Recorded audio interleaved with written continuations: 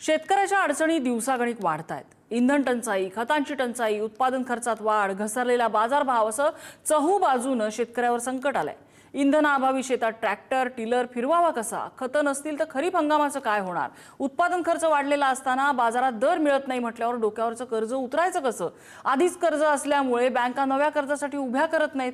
अशा या ग्रासलेल्या शेतकऱ्याला सध्या काय करावं, कुठं जावं, कुणाला साथ घालावी, कुणाकडे दाद मागावी, काहीच सुधरत नाहीये. लाखांचा पोशिंदा म्हणून आपण या शेतकऱ्याला म्हणतो, ज्याला गौरवतो, त्याला आज स्वतःचं पोषण करता येईल का याची भ्रांत आहे. अशा परिस्थितीत शेतकऱ्यानं काय करावं? इंधनाचा तुटवडा नाही, मग फक्त शेतकऱ्यालाच डिझेल का मिळत नाही? खतांचं रेशनिंग करायची वेळ आलेली आहे, त्यामुळे कागदपत्राच्या भेंडोळ्यात शेतकऱ्याला खतं मिळवणं सुद्धा अवघड झालंय. त्यानं करायचं काय? बाजारभाव नाही म्हणजे तोंड दाबून बुक्क्यांचा मार.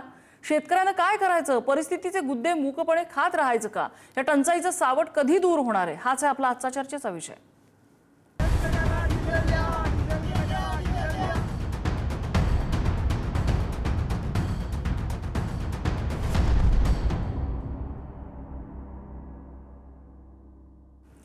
आणि या संदर्भातल्या चर्चेत आपल्यासोबत सहभागी होत आहेत भाजपाचे प्रवक्ते राम कुलकर्णी, काँग्रेसचे प्रवक्ते बालाजी गाडे आपल्यासोबत आहेत, शेतकरी नेते रविकांत तुपकर आपल्यासोबत आहेत. मी सगळ्यांना विनंती करते, आपली सुरुवातीची काही वेळ एका महत्त्वाच्या बातमीत गेल्यामुळे आपल्याकडे वेळ तसा मर्यादित आहे, त्यामुळे प्रत्येकाने आपले प्रिसाईज मुद्दे मांडावे. मी सुरुवातीला राम कुलकर्णी यांच्याकडे जाईन. राम कुलकर्णीजी, शेतकरी अडचणीत आहे हे तरी सरकार मान्य करतंय का?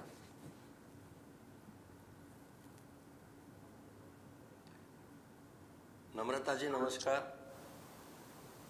वर्तमान स्थितीमध्ये काही अडचणी शेतकऱ्यांच्या समोर उभा राहत आहेत आणि याचं कारण सर्वांना माहिती आहे. इथं माझे काही बंधू आहेत शेतकरी नेते, त्यांनाही माहिती आहे की देशामध्ये आखाती युद्ध जे जगाच्या पाठीवर सुरू आहे त्याचाच मूळ मोठा हेच मुख्य कारण आहे की आंतरराष्ट्रीय आणि देशांतर्गत जे काही गोष्टी घडामोडी सुरू आहेत. मुळात असं आहे की आपल्या देशामध्ये रासायनिक खतासाठी जो कच्चा माल येतो, मग युरिया असेल, DAP असेल, पोटॅश असेल, हे तयार करण्यासाठी जो कच्चा माल येतो तो Russia, Belarus, Qatar, Saudi Arabia, कॅनडामधून येतो. मग फॉस्फेट असेल, पोटॅश असेल, नैसर्गिक वायू असेल. पण आता रशिया आणि युक्रेन युद्ध सुरूच आहे, अमेरिका इराण युद्ध सुरूच आहे आणि त्याच्यामुळं वाहतुकीची चैन विस्कळीत झालेली आहे. पण अशा परिस्थितीमध्ये केंद्र सरकार, राज्य सरकार शेतकऱ्याच्या पाठीमागे खंबीरपणे उभा राहताना आज आपण केंद्र सरकारनं आयात वाढवण्यावर भर दिलेला आहे, अनुदान मोठ्या प्रमाणावर देतेच आहे आणि कंपन्यासोबत करार देखील सरकार करत आहे.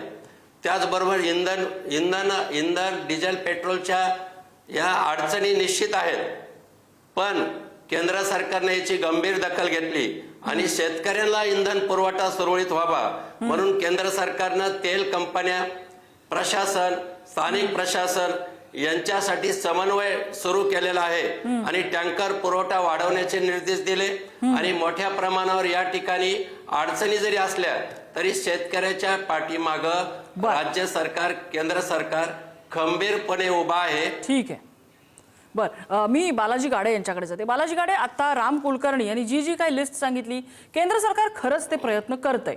यातल्या अनेक गोष्टी होत आहेत, अनेक गोष्टी झालेल्या आहेत, नवीन करार झालेत, नवीन ठिकाणावरनं आयाती होत आहेत, हे सगळं आपल्याला मान्य आहे. पण खरीप हंगाम आठवडा दीड आठवड्यावर आलेला असताना हे प्रयत्न पुरेसे वाटतायत का? सगळ्यात महत्वाचं नम्रताजी, आपण अत्यंत महत्वाच्या विषयाला हात घातलेला आहे. आम्ही ग्रामीण भागामध्ये काम करतो, आम्ही ग्रामीण भागामध्ये फिरत असतो. सध्या मृग नक्षत्र एक आठवड्यावरती येऊन ठेपलेलं आहे आणि शेतीच्या मशागतीसाठी ट्रॅक्टरला लागणाऱ्या डिझेलचा प्रचंड तुटवडा आहे. मी मराठवाडा आणि विदर्भामध्ये गेल्या 2 दिवसापासून प्रवास करतोय. अनेक पेट्रोल पंपावरती मला स्वतः सुद्धा डिझेल मिळालेलं नाही. जिथं मिळतंय तिथं 1000 रुपयाचं डिझेल फक्त पेट्रोल पंपधारक देत आहेत. त्यामुळे हा पहिला मुद्दा आहे. आणि एकीकडे रशिया आपल्याला कमी भावामध्ये तेल द्यायला तयार असताना घाबरलेले प्रधानमंत्री हे अमेरिकेच्या इशाऱ्यावरती भारताचा कारभार चालवत आहेत. त्यामुळं देशातल्या कोट्यावधी लोकांना या इंधन टंचाईला सामोरं जावं लागते. नंबर 1. नंबर 2, निर्यात बंदी केल्यामुळं आज कांदा उत्पादक शेतकरी, त्याचबरोबर बाकी गहू उत्पादक असतील, कापूस उत्पादक शेतकरी असतील, कांदा उत्पादकांच्या मागच्या या महिन्यातल्या आपण बातम्या पाहिल्या की त्यांना ज्या पट्ट्या मिळाल्या त्यावरती जेवढं त्यांना उत्पन्न म्हणजे जेवढे पैसे भेटले त्याच्यापेक्षा जास्त पैसे त्यांना खिशातून घालावे लागले. म्हणजे प्रवास खर्च सुद्धा जर उत्पन्नातून मिळत नसेल तर कांद्यावरची निर्यात बंदी हे सरकार का उठवत नाहीये? साखरवरती सुद्धा त्याच प्रकारचं आहे.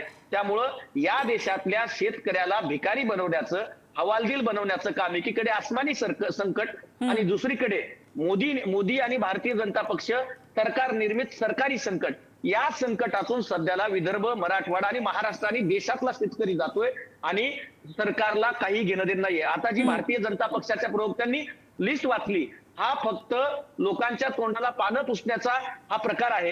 कर्जमाफीचं काय झालं? बँका शेतकऱ्यांना उभारा. नम्रताजी, बँकांच्या समोर शेतकऱ्यांच्या रांगा आहेत. 45 डिग्री सेल्सिअस तापमानामध्ये शेतकरी तिथं सगळे कागदपत्र घेऊन शेतकऱ्यांना, नम्रताजी, कर्ज घेत असताना सोपी गोष्ट नाहीये. त्याला 10 रांगेमध्ये जावं लागतं. इकडे केवायसी करावं लागतं, तिकडे जाऊन व्हेरिफिकेशन करावं लागतं आणि त्यानंतर बँकेतला साधा शिपाई सुद्धा त्याला बाहेर हाकलून देतो आणि मग त्याला सावकारी कर्जाकडे जावं लागतं आणि जमिनी विकाव्या लागतात आणि आत्महत्या वाढतात.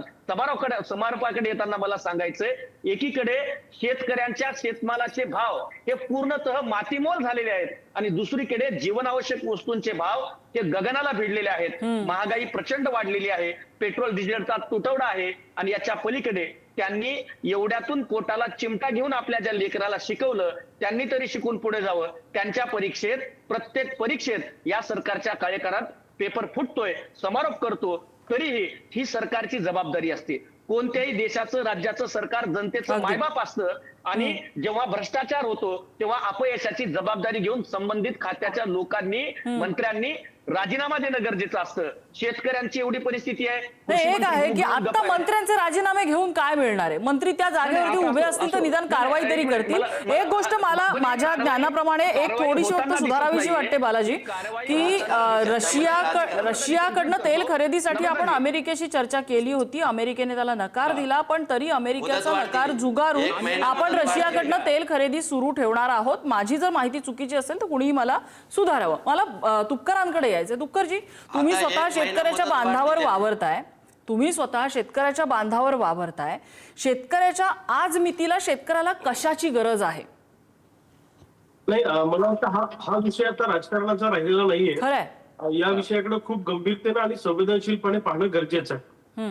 मुळामध्ये आता अशी अडचण आहे की आता पेरणीपूर्व मशागत आम्हाला करावी लागते, शेताची नांगरणी करावी लागते, वखरणी करावी लागते, कल्टिवेटर करावं लागतं, शेतं तयार करण्याचा हा महिना असतो आणि पुढच्या महिन्यामध्ये एंडिंगला किंवा मध्य जून मध्ये पेरणी सुरू होते.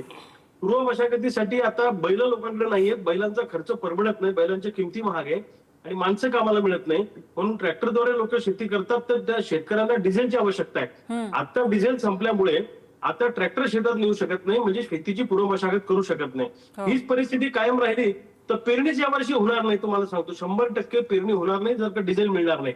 त्यामुळे सरकारनं प्रायोरिटीने जर कुणाला डिझेल द्यायचं असेल तर आता ते शेतकऱ्यांना दिलं पाहिजे. आता यांचं काय म्हणणं आहे, तुम्ही ट्रॅक्टर घेऊन पंपावर या. आता आमचं ट्रॅक्टर असतं 25 किलोमीटरवर आमची शेती असते. प्रत्येक वेळी ट्रॅक्टर घेऊन तुम्ही पंपावर नाही येऊ शकत ना. आम्ही कॅन दिली की त्या कॅन मध्ये तुम्ही डिझेल दिलं पाहिजे. आतापर्यंत असंच चालतं, ट्रॅक्टर प्रत्येक वेळी काही पंपावर येत नसतं, डिझेल कॅन मध्ये नेऊनच ट्रॅक्टर मध्ये टाकावं लागतं. आणि जर का आता डिझेल मिळालं नाही तर पेरणीपूर्व मशागत होणार नाही, त्याच्यानंतर पेरणी सुद्धा होणार नाही यावर्षी. इतक्या मोठ्या अडचणी तयार झाल्या. पेरणी झाली नाही तर देशावर प्रचंड मोठं संकट उभं राहील. ही गोष्ट लक्षात ठेवा. खताची सुद्धा लिंकिंग आहे, म्हणजे एक खत आम्ही मागितलं की त्याच्याबरोबर दुसरं खत आमच्या मस्तकी मारलं जातं. खताचं लिंकिंग ब्रेक झालं पाहिजे. कंपन्यांनी खताचं लिंकिंग केलेलं आहे, कृषी केंद्रधारक सुद्धा त्याला कंटाळलेलं आहे. त्यामुळे खताचं लिंकिंग ही फार मोठी समस्या आहे. पीक विमा सुद्धा अजूनपर्यंत आम्हाला मिळाला नाही.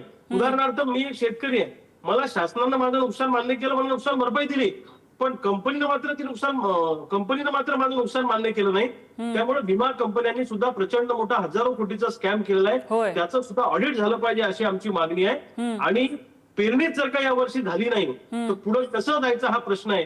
त्यामुळं सरकारनं या प्रश्नाकडे संवेदनशीलतेनं बघितलं पाहिजे, गांभीर्यानं बघितलं पाहिजे. आणि जर का बघितलं नाही तर महाराष्ट्रातल्या शेतकऱ्यांचा प्रचंड मोठा असंतोष उफाळून येईल आणि उद्रेक या महाराष्ट्रामध्ये होईल. शेतकरी आता रस्त्यावर उतरत चाललेला आहे. मला राम कुलकर्णी यांच्याकडे हाच मुद्दा घेऊन जायचा. राम कुलकर्णीजी, आपल्याकडे इंधन 60 दिवस पुरेल इतकं आहे असं केंद्र सरकार, केंद्राचे पेट्रोलियम मंत्री आपले सांगतायत. मान्य आहे, सरकार सांगते आपल्याकडे 60 दिवस आहे, आम्ही नागरिक म्हणून विश्वास ठेवला. पण मग आम्हाला ते मिळत का नाहीये? आम्हाला बुलढाण्यात मिळत नाही, वाशिममध्ये मिळत नाही, हिंगोलीत मिळत नाही, कोल्हापुरात बंद आहेत, पुण्यात बंद आहेत पेट्रोल पंप, सोलापुरात बंद आहेत. मग ह्याला टंचाई म्हणायचं नाही तर काय? सरकारने जर थेट सांगितलं असतं की डिझेलची कमतरता पडू शकते, डिझेलची काही प्रमाणात टंचाई येऊ शकते, बाबांनो तुम्ही तुमचे बैल आणि नांगर तयारी ठेवा, कदाचित तुमच्या ट्रॅक्टरला मिळणार नाही, शेतकऱ्याने केली असती की तयारी. का इलेक्शन संपायची वाट बघत होते आणि तोपर्यंत उशीर झालेला होता?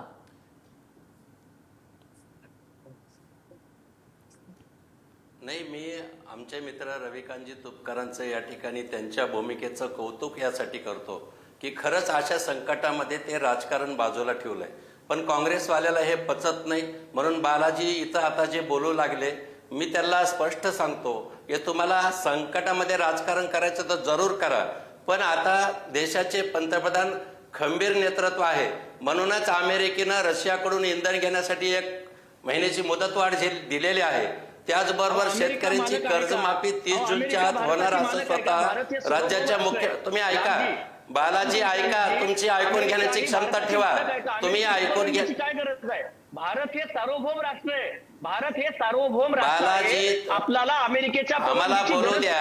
चैन विस्कळीत झाली तुम्हाला माहिती का? डोनाल्ड ट्रम्प चालत आहे. ऐका तुम्ही. बालाजी, काही इंटरनॅशनल ट्रेड डील्स असतात, आपल्याला त्याच्यात खोलात जाऊन थोडासा अभ्यास करावा लागेल. आपण त्यांचं म्हणणं ऐकूया, मी तुम्हाला क्रॉस करायला वेळ देते. राम कुलकर्णी, मला वाटतं त्यांचा तो काँग्रेसवाल्याचा स्वभाव आहे, केवळ गोंधळ घालायचा आणि बाईट या ठिकाणी डिस्टर्ब करायच्या. मी त्यांना विनंती करल की तुमचं आम्ही ऐकतो, आमचं पण तुम्ही ऐका.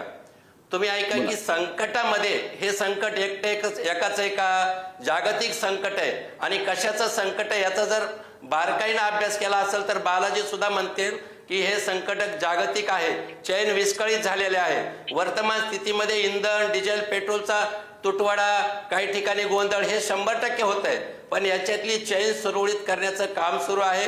उत्पादन देशांतर्गत वाढवण्याचं काम सुरू आहे. टँकर वाढवण्याचे आदेशही केंद्र सरकारने दिलेत. समन्वय चालू आहे आणि म्हणून तेल कंपन्यांच्या सोबतही बोलणं झालं आहे. आणि म्हणून मला असं वाटतं की संकटाच्या घडीला खऱ्या अर्थाने सर्वांनी मिळून राजकारण बाजूला ठेवलं पाहिजे. पुन्हा मी तर असं म्हणू शकतो की एकतरी विरोधी पक्षाचा माणूस कुठं शेतकऱ्याच्या बाजावर जात नाही, शेतकऱ्यांचे प्रश्न पाहत नाही, केवळ एसी मध्ये बसायचं आणि टीव्हीवर बाईट द्यायच्या.